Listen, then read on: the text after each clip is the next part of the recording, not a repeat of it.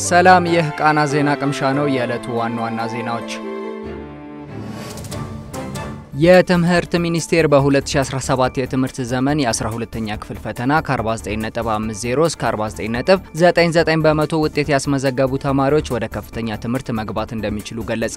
ሚኒስቴሩ ይህን የገለጸው የ2018 የትምህርት ዘመን ወደ ከፍተኛ ትምህርት መግቢያ ውጤትን በሚመለከት በትምህርት ሚኒስትሩ ፕሮፌሰር ብርሃኑ ነጋ ተፈርሞ ለሁሉም ዩኒቨርሲቲዎች በላከው ደብዳቤ ነው። የትምህርትና ስልጠና ባለስልጣን በማህበራዊ የትስስር ገጾቹ ይፋ ያደረገው ይሄው ደብዳቤ የትምህርትና ስልጠና ፖሊሲው ተማሪዎች ወደ ቀጣይ የትምህርት ደረጃ ለመዘዋወር 50 በመቶና ከዚያ በላይ ማምጣት እንዳለባቸው እንደሚደነግግ አስታውሷል። ይሁንና በሚኒስትሩ ተፈርሞ በወጣው ደብዳቤ በ2017 የትምህርት ዘመን የ12ኛ ክፍል ፈተና አማካይ ውጤታቸው ከ49.50 እስከ 49.99 በመቶ ያመጡ ተማሪዎች ውጤታቸው ወደ 50 በመቶ የሚጠጋጋ መሆኑን ገልጿል። በዚህም 49.500 እና በላይ ውጤት ያስመዘገቡ ተማሪዎች ዝቅተኛውን የ50 በመቶ የማለፊያ ነጥብ ያሟሉ ሆኖ የተወሰነ መሆኑ ታውቆ ወደ ከፍተኛ ትምህርት በመግባት መማር እንዲችሉ ተገቢው ሁሉ እንዲፈጸም አሳስቧል። በ2017 የትምህርት ዘመን የ12ኛ ክፍል ሀገር አቀፍ ፈተና ከወሰዱ 588882 ተማሪዎች መካከል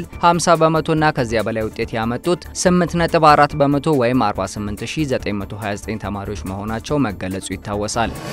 የቀድሞ የዲሞክራቲክ ሪፐብሊክ ኮንጎ ፕሬዝዳንት ጆሴፍ ካቢላ በሌሉበት በሀገር ክህደት ወንጀል የሞት ፍርድ ተፈረደባቸው። በዋና ከተማይቱ ኪንሻሳ የተሰየመው የሀገሪቱ ወታደራዊ ፍርድ ቤት ትላንት የቀድሞ ፕሬዝዳንት ካቢላ ላይ የሞት ፍርድ ማሳለፉን አጃንስ ፍራንስ ፕሬስ ዘግቧል። ችሎቱ እንዲቀጥል ባለፈው ግንቦት መጨረሻ የካቢላ ያለመከሰስ መብት ተነስቶ ነበር። ወታደራዊ ፍርድ ቤቱ ካቢላ በሀገሪቱ ምስራቃዊ ክልል ከኮንጎ መንግስት ጋር የሚፋለመውንና በሩዋንዳ የሚደገፈውን ኤም23 አማጺ ቡድን ይደግፋሉ በሚል በቀረበባቸው ክስ ጥፋተኛ ብሏቸዋል። በተጨማሪም የግድያ፣ አስገድዶ መድፈር፣ ማሰቃየትና የአመጽ ቡድኖችን ማደራጀትን ጨምሮ በተፈጸሙ የጦር ወንጀሎች ጥፋተኛ ናቸው ብሏል። ለ5 ሰዓት በዘለቀውና በጠበቆችና ጋዜጠኞች በተጨናነቀው ችሎት የ54 ዓመቱ ካቢላ በችሎት እንዳልተገኙና በጠበቃም እንዳልተወከሉ ዘገባው አክሏል። የወታደራዊ አቃቤ ሕግ ጄኔራል ሉሲን ሬኒ ሉኪሊያ ችሎቱ በካቢላ ላይ የሞት ፍርድ እንዲበይን የጠየቁ ሲሆን የካቢላ ፓርቲ ድርጊቱን የፖለቲካ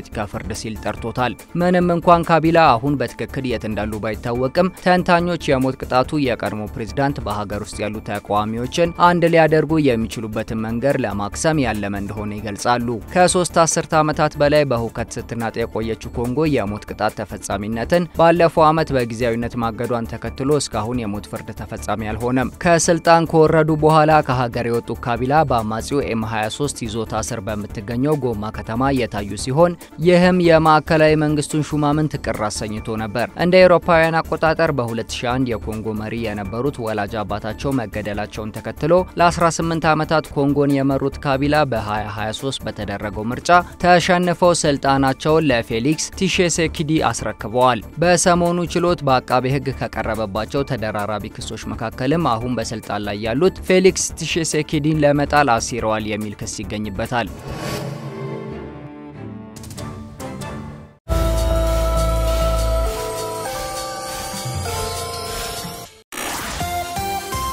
የኢትዮጵያ የካፒታል ገበያ ባለስልጣን ለ3 አዳዲስ የካፒታል ገበያ አገልግሎት ሰጪዎች ፈቃድ ሰጠ።